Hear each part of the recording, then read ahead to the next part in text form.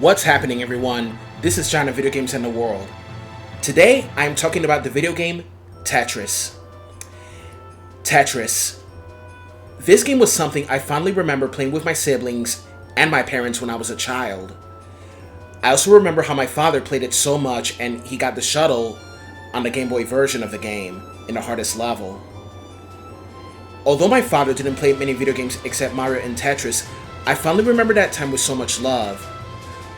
We had fun times playing that game. We had competitions and tournaments, like my father teaming up with my brother and my mom teaming up with my sister. Such beautiful memories I have. And on the week he passed away, 2 days after he passed away, I live streamed on Facebook playing Tetris in his honor. After beating the Game Boy version by getting the shuttle, I started crying because I miss him so much. I don't like to cry, but sometimes I let it out, especially when there's something that reminds me so much of my dad. I love you, Dad. Te quiero muchísimo y te extraño.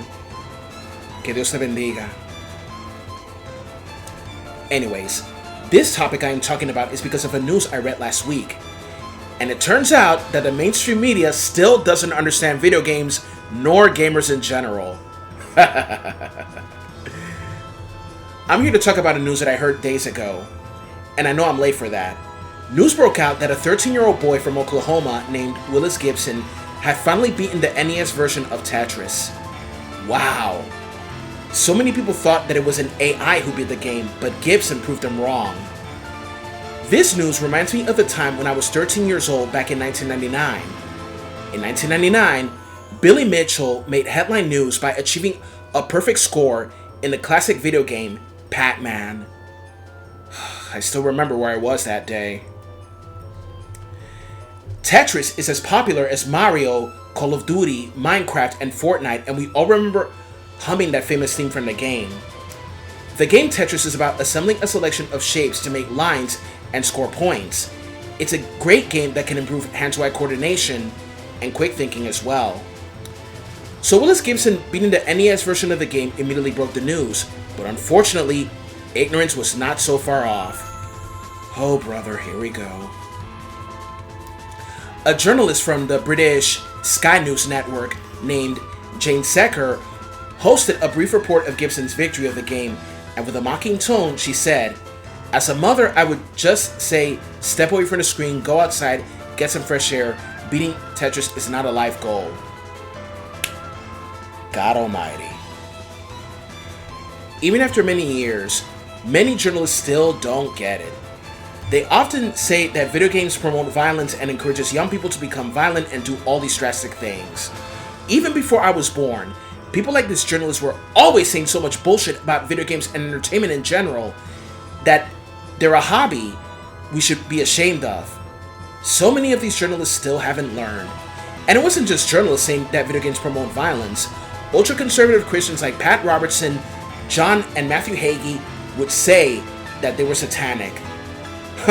I'm willing to bet that Secker secretly plays Candy Crush for hours on her smartphone. Not to forget that journalists like Secker and ultra-conservatives like Pat Robertson, John Hagee, Matthew Hagee, and that preacher going after Pokemon stereotype gamers as a bunch of basement-dwelling neckbeards with no life. Such foolishness! And these preachers with their mega churches and their wealth don't even bother using their wealth to help other people since they're so focused on writing books and demonizing people that they don't like. We gamers have lives of our own just like everybody else. We got jobs, we pay our bills, raise families, put food on the table, and have other hobbies besides gaming just like everybody else.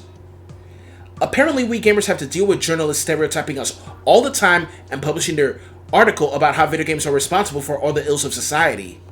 But we gamers have survived fallacies like this. The mainstream media, politicians, religious groups, crap mental freaks like the woke skulls and anti-woke grifters. So Gibson, congratulations on beating such an amazing game. And as for you, Secker, don't assume something about a person you don't even know with your bullshit. So shut up. Shut up. Cállate. And that's the gist of it, everyone. So don't forget to comment, like, and subscribe.